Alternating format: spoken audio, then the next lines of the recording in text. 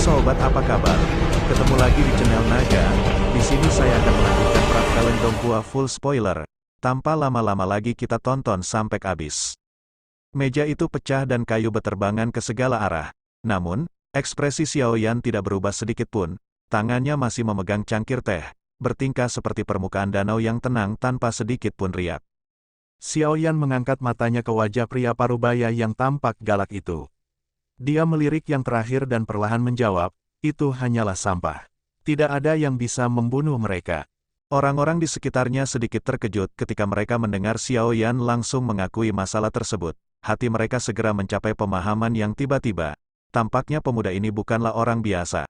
Kalau tidak, dia bodoh jika berani mengucapkan kata-kata seperti itu di tempat ini. Kilatan tajam di mata pria bertelanjang dada segera melonjak setelah mendengar Xiao Yan mengucapkan kata-kata ini. Mata mereka menunjukkan kebiadaban saat mereka menatap Xiao Yan. Dari kelihatannya, sepertinya mereka akan memotongnya menjadi beberapa bagian selama pria paruh baya itu memberi perintah. Berat, kamu benar-benar angkuh. Hal ini seperti yang Anda katakan. Kebanyakan dari orang-orang dengan kekuatan lebih rendah adalah sampah dan membunuh mereka bukanlah apa-apa. Sayangnya, ada keponakan saya yang mengecewakan di antara kelompok sampah itu. Mengapa kamu tidak memberitahuku bagaimana menyelesaikan masalah ini? Wajah pria paruh baya itu bergetar ketika dia berbicara dengan suara dingin dan padat yang dipenuhi dengan niat membunuh yang tidak disembunyikan. Xiao Yan sedikit mengangkat matanya saat mendengar ini. Dia segera menyesap cangkir tehnya di depan semua orang dan dengan lemah menjawab, bahkan jika aku tahu sebelumnya, aku pasti tidak akan menahan diri. Semua orang di sekitarnya gempar mendengar kata-kata Xiao Yan. Di saat yang sama, kata-katanya menyebabkan ekspresi pria parubaya di depannya menjadi suram. Dalam kemarahan manusia, dia perlahan-lahan menjadi lebih tenang. Dengan tetap tenang dalam situasi seperti itu, pria itu berpikir bahwa Xiao Yan memiliki kekuatan yang sangat besar atau ada faksi besar di belakangnya. Pria parubaya itu menekan gelombang niat membunuh di dalam hatinya saat pikiran ini muncul.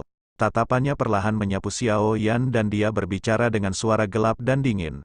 Pemimpin geng Kuisa dari Kui Wolfgang, bocah, jika kamu bisa menunjukkan kepadaku faksi di belakangmu yang bahkan aku takuti, aku sendiri yang akan menelan kekalahan ini.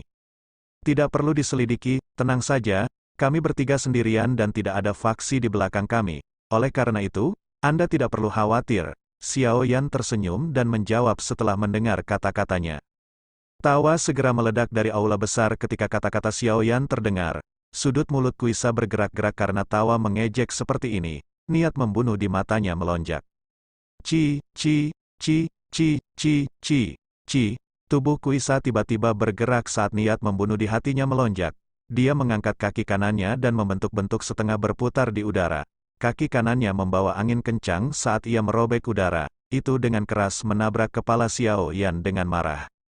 Sikap Kuisa yang kejam ini, di mana dia menyerang sesuka hatinya, menyebabkan cukup banyak orang yang berseru. Memang benar seperti rumor yang beredar, dia adalah penggiling daging yang teliti. Xiao Yan bahkan tidak mengangkat matanya saat menghadapi serangan sengit dari Kuisa ini. Tangan kanannya diayunkan dengan lembut dan langsung bertabrakan dengan kaki kanan Kuisa. Suara, ledakan, pelan terdengar dan riak angin menyebar, menyebabkan meja-meja di sekitarnya meledak. Tangan dan kaki terpisah saat bersentuhan. Tubuh Xiao Yan bahkan tidak bergerak sedikit pun. Namun, kursi yang didudukinya tiba-tiba hancur menjadi bubuk. Di sisi lain, Kuisa mundur beberapa langkah. Kekuatan kedua belah pihak segera terlihat setelah pertukaran singkat ini. Bocah ini sebenarnya ahli Dou Huang. Pertukaran singkat ini telah memperlihatkan kekuatan Xiao Yan. Seutas kejutan muncul di seluruh mata di aula. Bukan karena tidak ada ahli Dou Huang di wilayah pelosok hitam, hanya saja hampir tidak ada orang semuda Xiao Yan. Biasanya, semakin awal seseorang mencapai kelas Dou Huang, semakin besar bakat dan potensi pelatihan orang tersebut. Orang yang bermata tajam akan tahu bahwa untuk seseorang seusia Xiao Yan, dia pasti akan memiliki kesempatan untuk menjadi elit Dou Zong di masa depan jika dia diberi cukup waktu. Jika dia diberkahi dengan cukup keberuntungan, bukan tidak mungkin baginya untuk menjadi seorang elit Dou Zun. Wajah Kuisa, yang telah menstabilkan tubuhnya, juga menunjukkan ekspresi terkejut. Dia tidak pernah menyangka Xiao Yan menjadi ahli Dou Huang di kelas yang sama dengannya. Terlebih lagi, dari pertukaran sebelumnya, nampaknya level Xiao Yan bahkan sedikit lebih tinggi darinya. Kuisa kesulitan merasakan kekuatan sebenarnya Xiao Yan mengingat kekuatan Dou Huang bintang 3 miliknya. Itu karena kelasnya yang menyebabkan dia menjadi sombong dengan kata-katanya sebelumnya. Aku benar-benar buta kali ini. Kuisa menghirup udara dingin dalam-dalam di dalam hatinya. Pada saat ini, baskom berisi air dingin telah memercikkan niat membunuh yang memenuhi hatinya. Ketika dia menerima berita itu sebelumnya, dia diliputi amarah dan memimpin rakyatnya tanpa memikirkannya lagi. Namun, kekuatan pihak lain sebenarnya sangat menakutkan. Ekspresi Kuisa berganti-ganti antara hijau dan putih di bawah banyak tatapan. Pikiran dengan cepat melintas di hatinya. Sesaat kemudian, dia menarik aura ganas dari tubuhnya, menangkupkan tangannya ke arah Xiao Yan, dan berbicara dengan suara yang dalam. Saya akui bahwa saya bukan tandingan Anda.